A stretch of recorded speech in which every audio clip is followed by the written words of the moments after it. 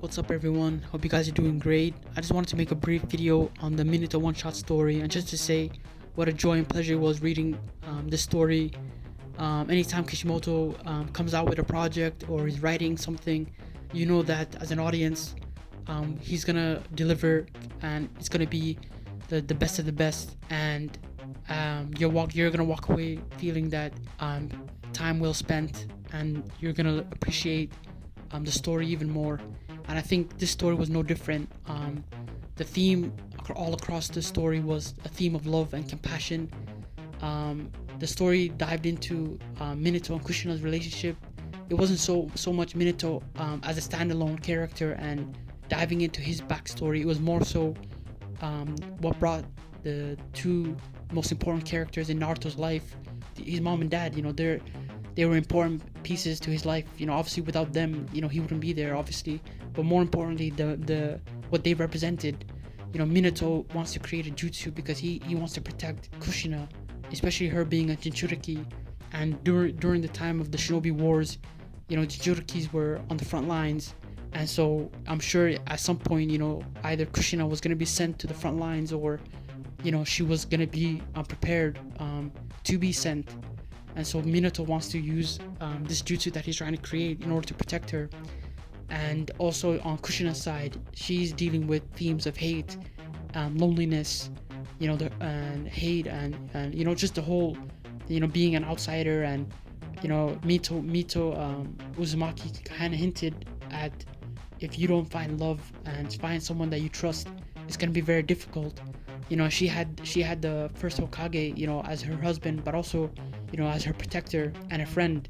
And so, you could kind of see Kushina trying to, understand what being a Jinchuriki was, and her personal struggles with dealing with Kurama, telling her, hey, don't trust anybody. Don't, we know what Kurama was trying to do and what he represented.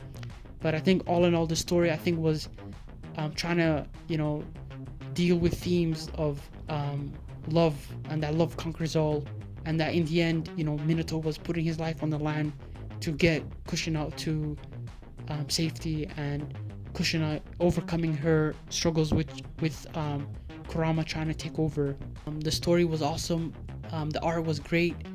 We saw cameos of a young Kakashi, and I think it was Might Guy, maybe. It could have been somebody else, but this was set in a time when I guess Kushina and Minato were very young, maybe still teenagers, because Kakashi looked like he was still at the academy. But all in all, I think as a Minato story, it would have been interesting to see how he came up with all the jutsus that he comes up with, like the flying Raijin, which has to be one of the most powerfulest moves in the whole series. Just being able to teleport from one place to another. I think there's a scene where Minato is talking to Jiraiya, and I think it's the scene where he's naming the jutsu, and Jiraiya says something to the effect of, I have to go somewhere. And I thought to myself, I wonder if that was like a little nod from Kishimoto to, this is the time when Jiraiya goes to the Hidden Rain to train Nagato and Konan and Yahiko. But at the same time, if I remember correctly, Jiraiya stayed behind during the anime, but I don't know. It could have been one or the other. But all in all, great story, great art.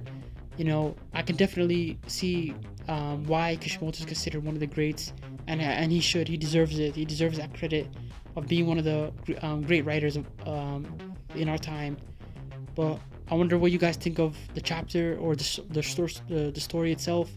Did you guys learn anything new about Minato? What do you guys think about Kushina and her struggles being a Jinchuriki, and what Mito had to say? Please share your thoughts and opinions, leave a like and subscribe, and enjoy the rest of your day.